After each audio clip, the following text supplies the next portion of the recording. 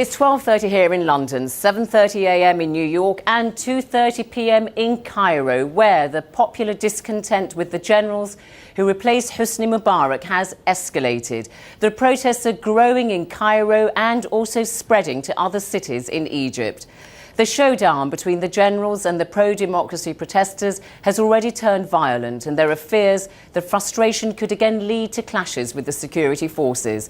Around 30 people have already died in the past few days. Humphrey Hawksley has the latest. During the morning, more and more filled the square, and the crowd parts to allow the injured to get to a makeshift hospital. High-risk tactics of hide-and-seek. All the time they test the resolve of the police.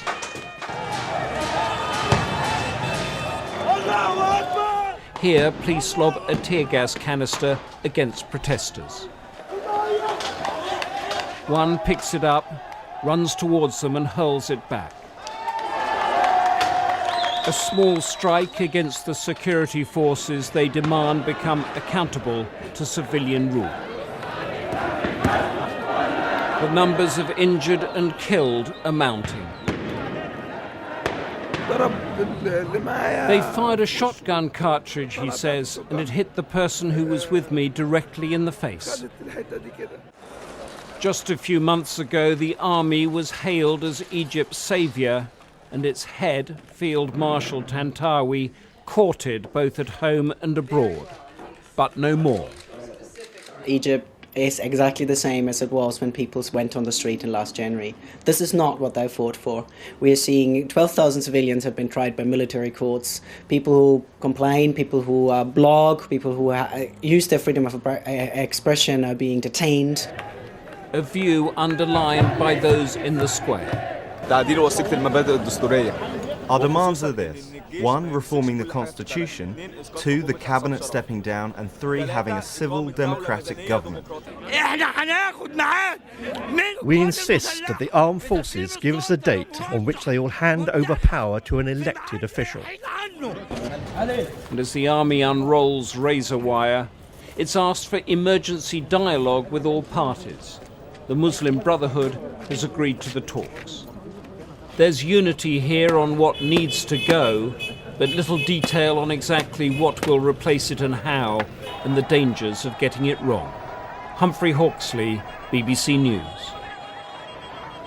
Well, that report there by Humphrey, and we now want to take you live to Tahrir Square in central Cairo, where you can see there that the crowds have all been amassing and more are streaming in by the hour, very keen to make sure that the ruling interim military council is aware of their growing frustration and anger. And this isn't just happening in Cairo. There are also protests going on in other major centres in Egypt, like Alexandria. And of course, over the past 3 days since these protests have reappeared in Tahrir Square, we have seen apparently about 26 people who've been killed in the clashes between the pro-democracy protesters and the security forces. Well, my colleague, the BBC's Lise Doucette, is in Tahrir Square following all the developments, and in fact she has witnessed firsthand the street battles that are taking place there.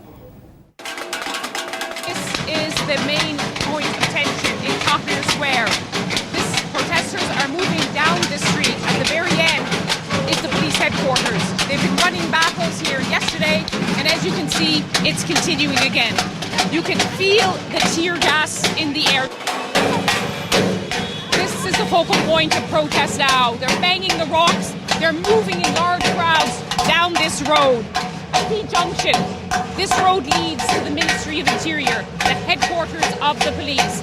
It has been a target of protest, of rock throwing by these protesters who accuse the police of brutality. And this is where we've seen the running battles between police and protesters. The protesters move forward, and then there it's happening now. You see now, watch the crowds going. The tear gas will be... Any minute now, we'll expect the tear gas to be fired. Day after day, hour after hour. This is the politics of Egypt now in Tahrir Square. This confrontation between protesters and the police. That's Lee's do set there amongst the crowds in Tahrir Square. And in fact, we're getting reports from Egypt that the head of that ruling military council, Field Marshal Marshal Hussein Tantawi, is expected to make a statement on Egyptian state TV sometime on Tuesday. Now let's take a look at some of the other stories making headlines around the world.